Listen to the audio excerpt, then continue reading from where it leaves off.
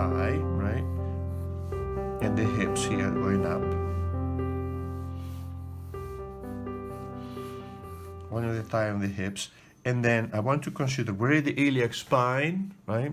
And from the iliac spine, you go diagonally down with the sartorius. When you do this, I could draw a straight line just to mark what it is, but I could also think that this line is going around a curved form. So I imagine that this line is wrapping around a cylindrical, truncated conical shape, so that I already have this feeling of the turning of the form. So now, as I do this, right, I can now imagine the genitals here. This is the pubic bone, right?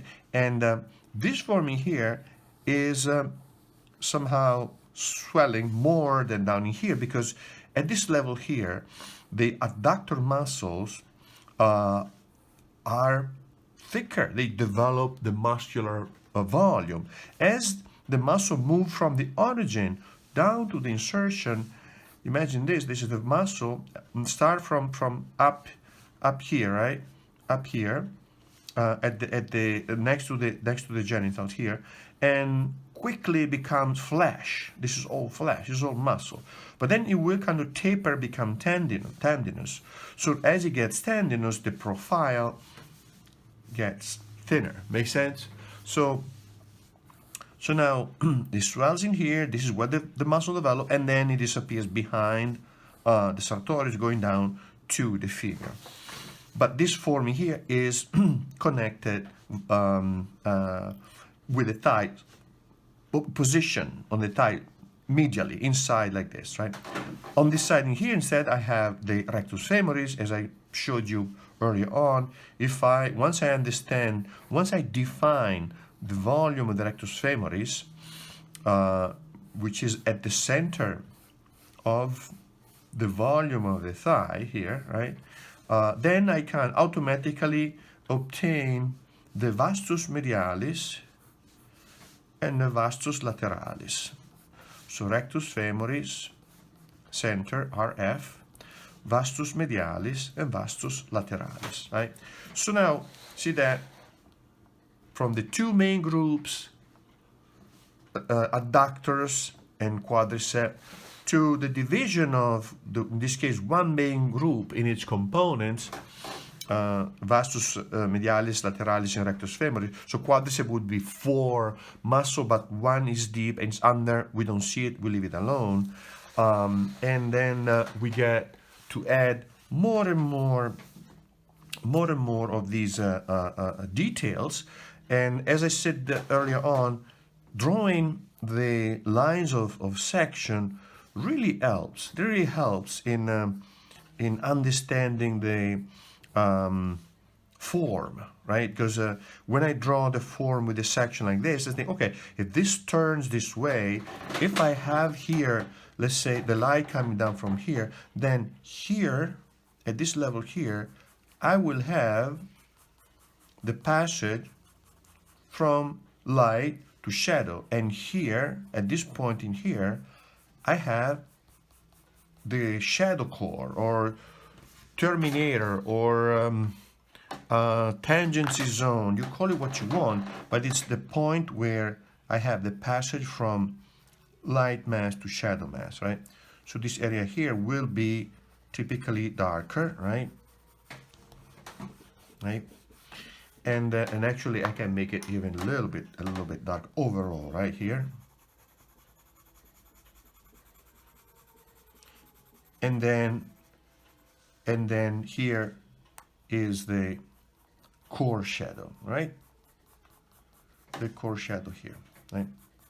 So you see how quickly then, if I understand the form, I understand the volumetric aspects of my subject in here, then putting in the when I render it tonally, it is so much easier in a sense. It makes so much more sense why the value is what it is in a certain area, and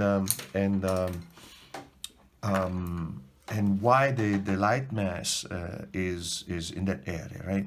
And also the tonal development, meaning, well, I gonna have lighter and darker value depending on how the form is oriented toward the light.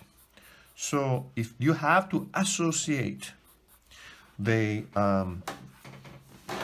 tonal characteristic of your subject with its structural characteristics, then you understand the tonal development. You don't just copy value, in a scale of from 1 to 10 or 1 to 250 for that matter, right? So they always make sense because you understand the structural characteristic of the form. So here, of course, I'm going to have the linea alba coming down like this, right? That will go to the top of the pubic area. And here, if I want, I could start blocking in the rectus abdominis. And here, where the rib cage turns, if it turns in like this away from the light, of course they're going to have a darker area, right? That different value that will somehow continue here at this level here, right? So I'm going to have a continuity of this curve. They start from the bottom of the rib cage going across the rib cage here. Actually, the rectus abdominis here, and all the way on to the other side of the rib cage, right?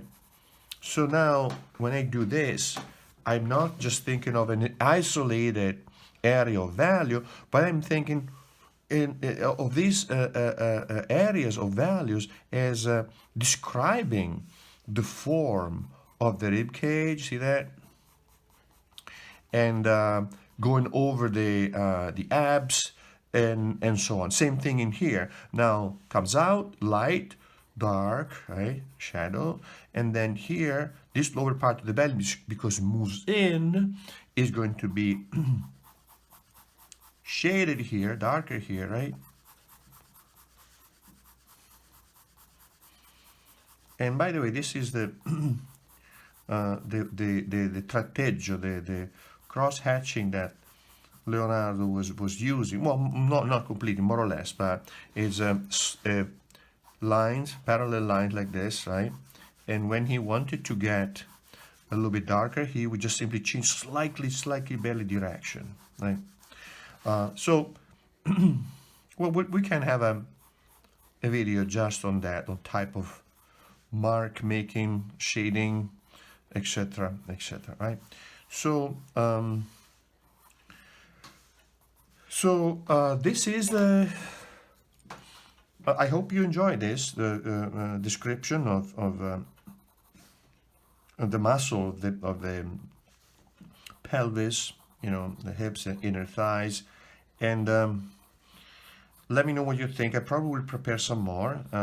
Still have to think about maybe other view, and probably male and female areas. The